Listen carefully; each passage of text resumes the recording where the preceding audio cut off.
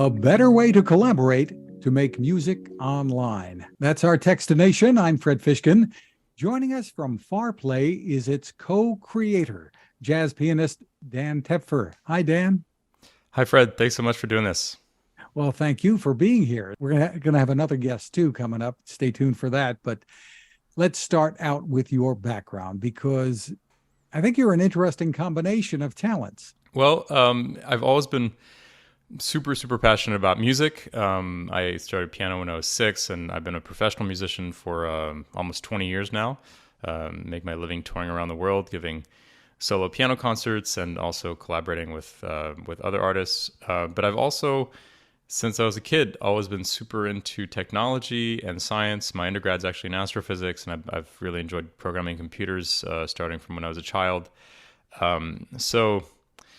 Yeah, when the pandemic hit, it was an interesting time for me because suddenly these two worlds were really brought together for me. Yeah, COVID, the pandemic hit a lot of performers really hard, not being able to get out and do what you do. So Yeah. you did something about it. Tell me what it is and what it does.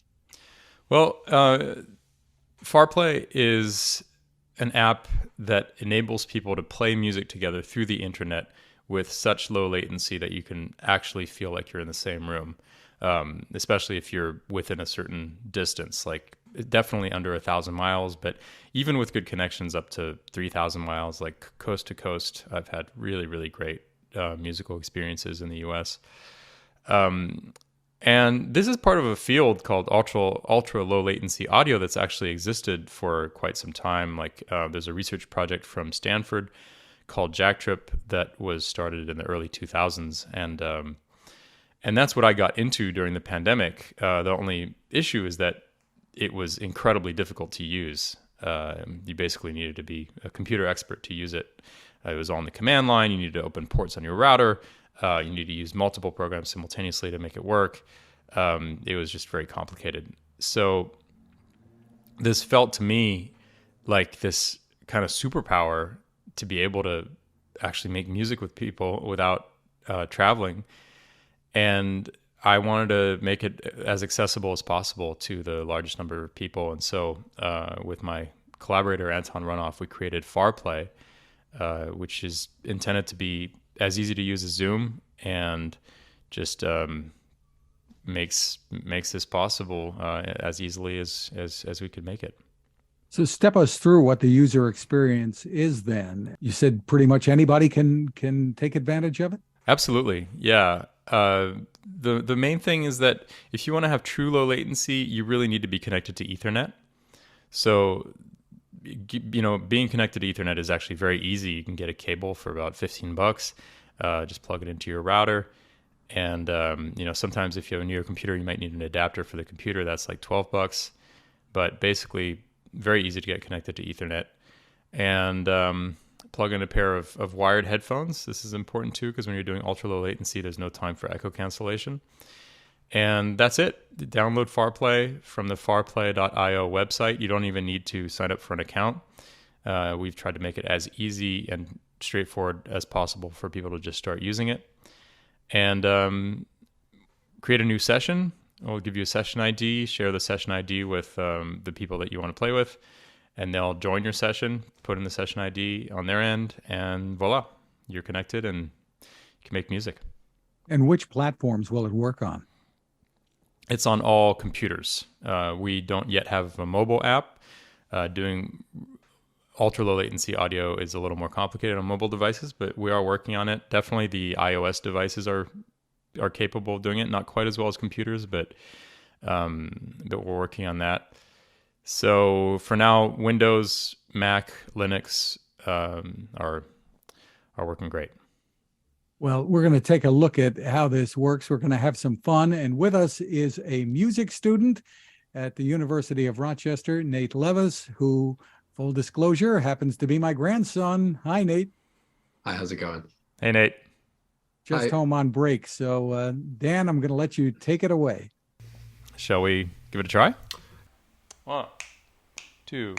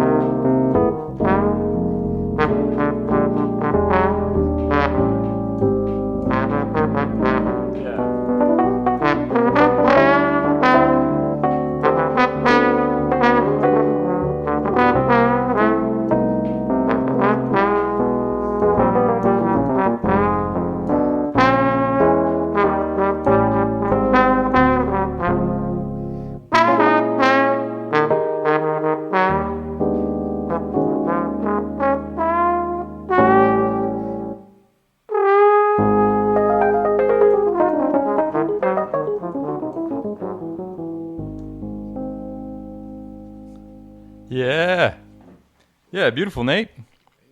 Yep. That was so terrific. And I guess we can contrast that maybe, Nate, with the performances that were put online when you were in high school and everybody was playing at home and they tried to piece things together to try to make it sound cohesive. That was pretty cumbersome, I think, right? Yeah, absolutely. I don't think I've ever been able to play simultaneously with someone over Zoom. Everything I've done has either been like recording yourself and they'll stitch it together afterwards, or through a software that will have you play along with a recording and then you stitch together afterwards. But playing together over the internet isn't something that I've been able to do. You know, one of the big challenges that we have is as a startup is just that almost no one knows that this is possible. Or some people know it's possible, but they think it's really complicated and difficult to do. So this is really, where we're coming from here. It's like we just want to make this easy, and it really is, as you've just seen. Really, it's pretty much as easy as getting Zoom up and running, and it just works. And similar to Zoom, it occurs to me, Dan, that this opens a lot of doors where people, could hold meetings, internationally, people joining from all over the world that they wouldn't have thought to do before, or even educators using it to teach remotely in far off places. This can really open the door, can it not, to people being able to collaborate? You can perform with someone maybe you've always wanted to perform with who may be thousands of miles away. Absolutely, yeah. I think it's a door to new artistic collaborations for sure.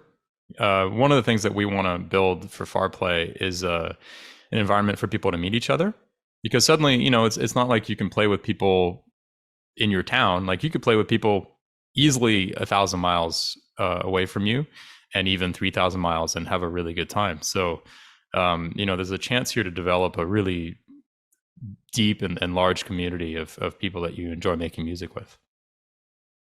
So, as you said, the challenge in bringing something like this to market is letting people know that it exists, that the possibility exists of being able to do this. So, tell us about how this is going to work in terms of what the pricing model is like, and how is it a subscription model? How is it going to work? Yeah, well, first of all, it's out there already. This is already totally available. It's been available actually in beta form for a long time, and we came out with version 1.0 in early August of this year. So this is all functioning really well, and many people are using it. So as far as the pricing model is concerned, you can use FarPlay completely for free, similar to Zoom. The free option gives you 45-minute sessions, and you can do one-to-one sessions, and you can't record internally. And for $5.99 a month, you can create unlimited sessions of unlimited length with multiple users, and you can record the mix of what you're performing. And then for $7.99 a month, I believe. That's the standard plus version, and you can record. This is like the pro version. You can do same thing, do unlimited sessions of with multiple users, but you can also record multi-track.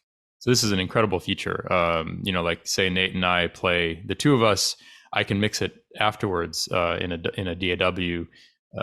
Add whatever EQ, reverb, compression, and make a really nice mix. And if there were like four of us playing together, that's even better in terms of getting the mix just right. We also offer a feature called broadcast output, which is what I was using to send what we were doing to you in Zoom so that you could hear us, Fred. And that also can be used for doing things like live stream sessions. So I can pipe the audio as a multi-track from FarPlay into something like Reaper or Logic and do a live mix there, and then send that to my live stream. So that's it. Yeah, we're actually very competitively priced because I was going to say, it sounds to me like you're making a real effort here to have this be very affordable. We really are. For musicians at all levels. We really are. We want this to be very widely accessible and hopefully widely used. You know, I think we make a really good product. I use it all the time as a musician. But just any more comments about like how that felt or? No, I mean, I think overall it was great. It did feel pretty much like I was playing with someone in the same room. It's not really something I've been able to do before. And I do wish that I had known and like had this available in the past 2 years, because we've tried out multiple different ways and all sorts of bands to try to make it work. But I think this is pretty cool so far. Yeah, you know, and it's clear that the need for this emerged during the pandemic, right? I mean, that's how I got into it. But actually, what I've realized is this is an incredible tool to have even outside of the pandemic. Like, let's say I imagine, Nate, that you like writing music. You write tunes sometimes. I do write some tunes. Awesome. So, like, let's say you just wrote a tune and you're excited about it and you want to try it out with your friend who plays piano or your friend who plays bass. You can do it like as easy as a phone call. You don't have to get them to come over, you know? Yeah. Or let's say you have a friend that moved away, you know, he or she used to play together in your town and they moved to, 1,000 miles away. Like, you can still play and nurture that musical relationship. Another thing is, like, for example, the great soprano Renee Fleming, whom I've been fortunate enough to play with. She had a concert at Carnegie Hall earlier this year, and she wanted to rehearse with the pianist she was going to play with, Simona Dinnerstein, who's a great pianist here in Brooklyn. And Renee lives in the DC area. And instead of one of them having to travel, pretty considerable distance, they just use FarPlay to rehearse. So this is my point, is like the need for this emerged during the pandemic, but actually I think it's very useful even outside of it. And obviously for all teachers, it's awesome because you can actually play with your students and you can hear them in good quality. So Dan, how do people get started with it? Where do they go? What's the process? We've really made this as easy as we possibly can. You just go to farplay.io, and right there you can just hit the download button and just start using it right away, even without signing up with us or without a subscription. If you do sign up with us, then you can stay in touch with the new versions and all the developments. We're working very hard on to make this better and better. And also, if you subscribe, you can get access to these extra features that we've talked about.